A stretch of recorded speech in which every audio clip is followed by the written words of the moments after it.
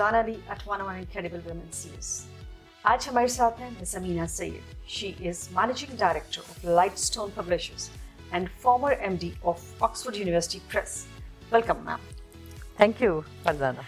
Ma'am, we are quite excited to have you in this platform since your profile is very rich, and we would like to start from your professional profile. Thank you. Well, actually, I began my professional life in Lahore. I was teaching at the Lahore American School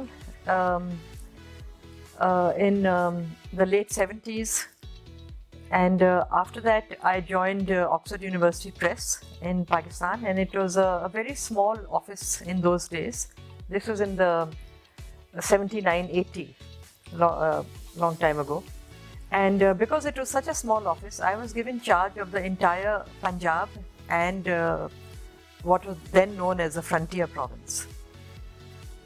So I had to travel all over the Punjab and the frontier to promote Oxford University Press books, not just in schools but in universities and medical colleges and libraries.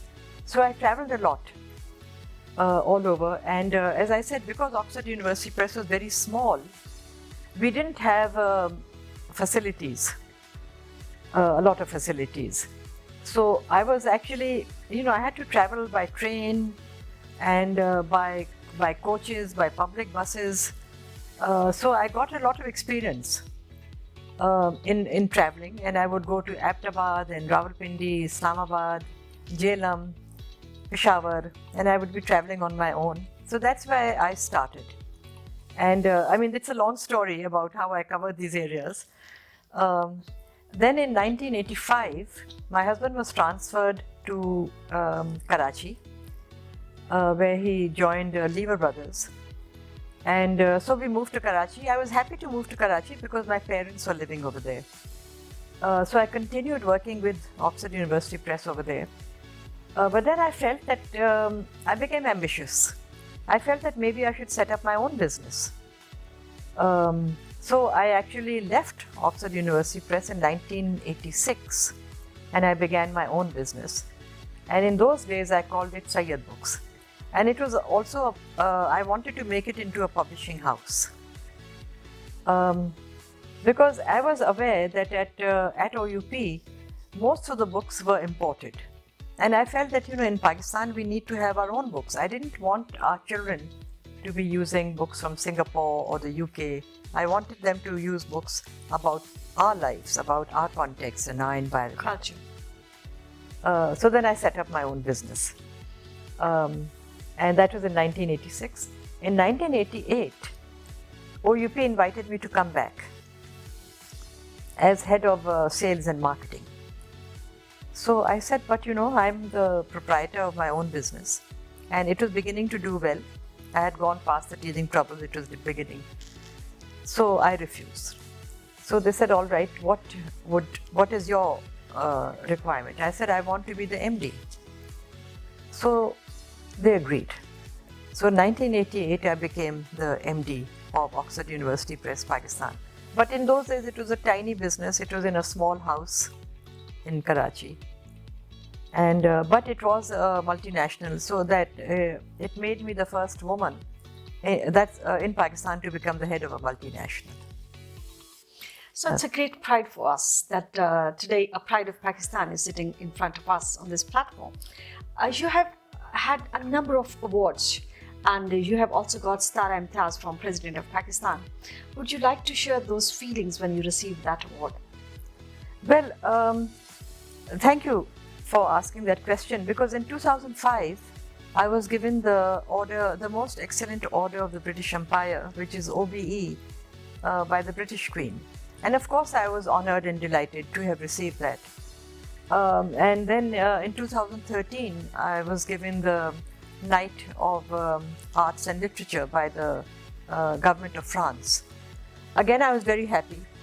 But I always had this feeling that I've been recognized by the British government, by the French government, but not by my own government. So that's why I was absolutely thrilled and delighted when in 2018 I was given the Sitara Imtiaz, because I thought that for me was the real, I mean, of course it was an honor to be recognized by Britain and France. But to be recognized by my own country was something special. Oh yeah, it's beautiful, undoubtedly. So now it's a long journey that you have achieved. Almost you have worked with every single department of education, and nowadays there is a great debate on SNC, Single National Curriculum. So what is your take on that? Well, I think a single national curriculum is a good idea, and I have studied the curriculum, and it has some very strong points in it, and I think it will add to the standards of education in the country. So I support it. It is. I was involved in the 2006 curriculum in a small way, and which was also, I felt, an excellent change and a very good curriculum, because it was promoting peace and harmony and respect for one another in Pakistan, because ours is such a diverse country, mashallah. We have people from all ethnic backgrounds, people who speak different languages, people from different religions, and I think we should make that into our strength, which it is, by working together, by respecting each other.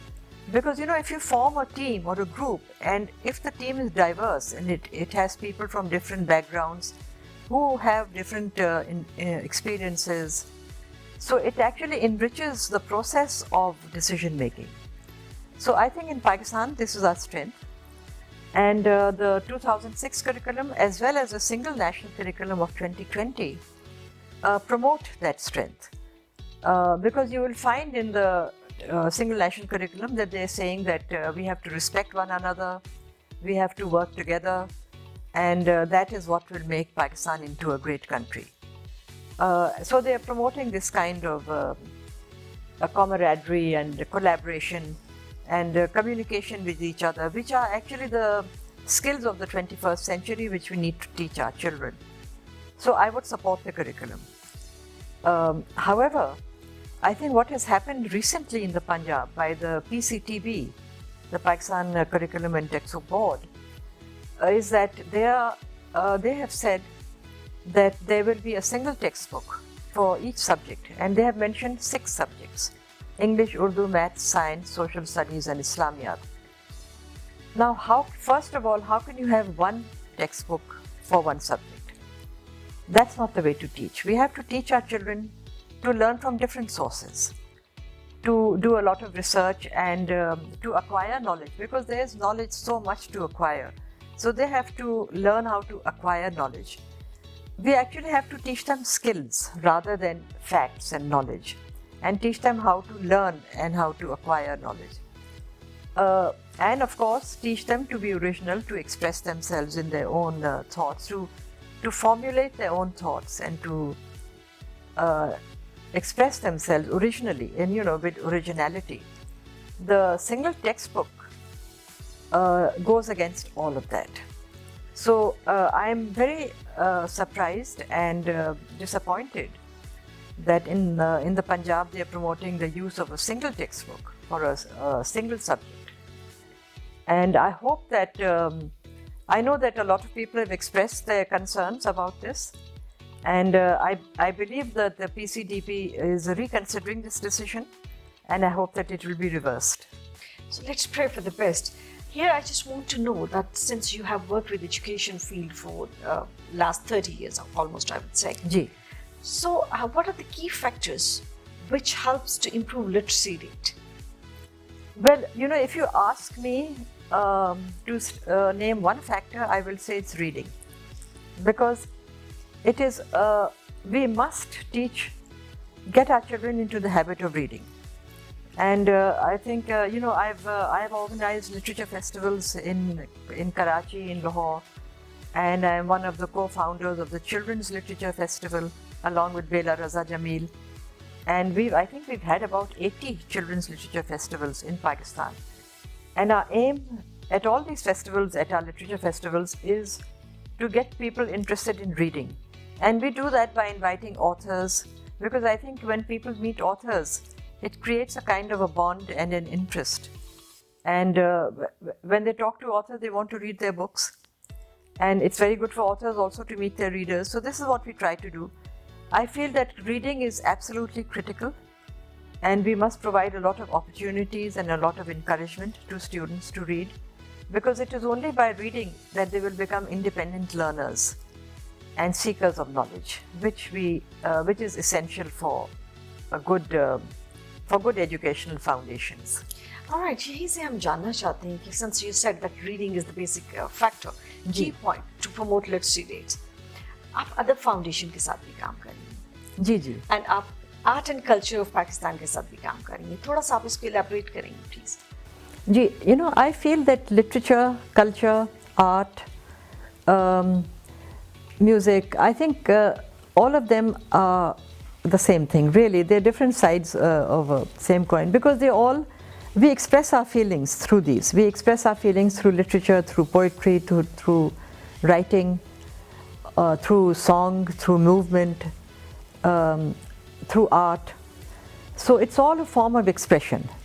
And I think it's very important that we get these, we use these media to express ourselves, because it is only when we express ourselves that we, in a way, I think our feelings come out, and we can share them with others, and I think that makes us feel, it gives us a sense of peace and satisfaction, and at the same time we are able to communicate, which is so important.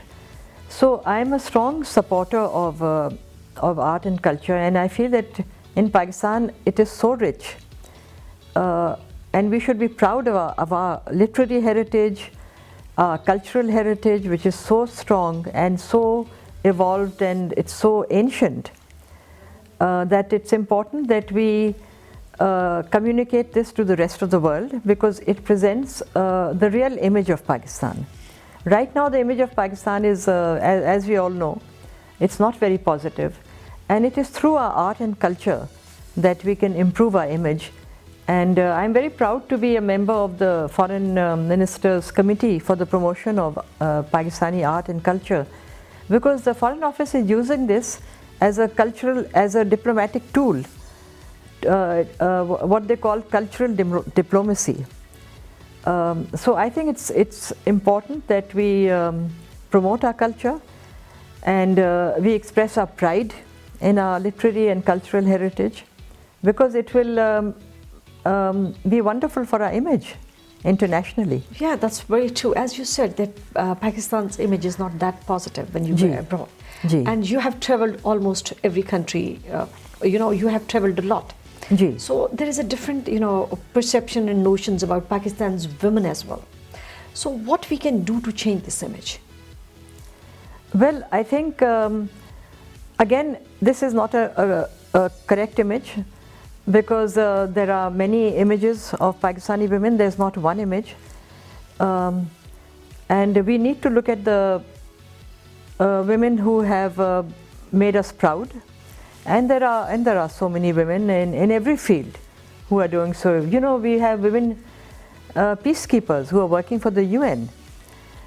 So we need to highlight the achievements of these women, and to acknowledge and recognize them, and also to promote them. And it is through promoting these women who have achieved amazing things in their different fields. It's not one field, but I find across the professions and across the spectrum, women have done so well. But I find that most of them are unsung heroes.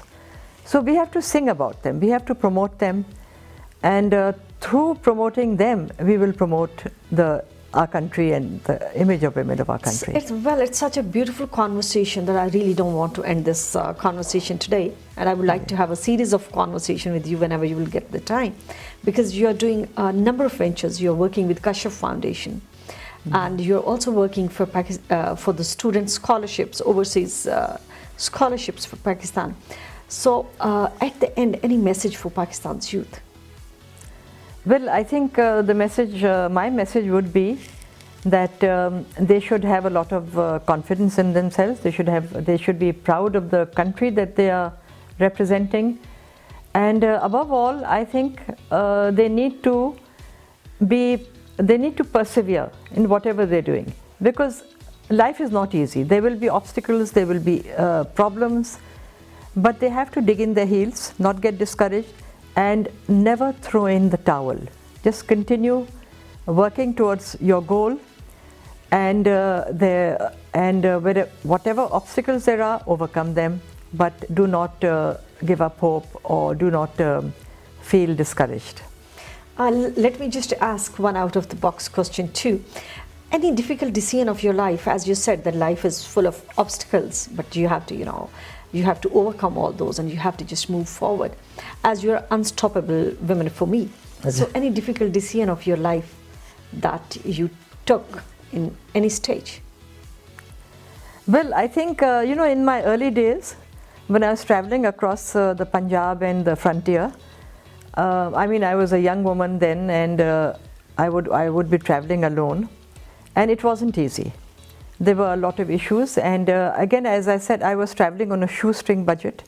I had to go alone to Peshawar and stay not at the PC, because OUP couldn't afford it in those days, but I had to stay in tiny places and use rickshaws for travel. And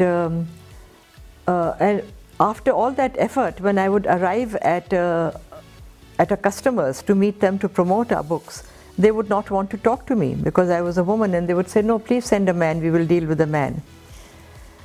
So these were the difficult things that there are so many of such incidents that I can tell you about, yes.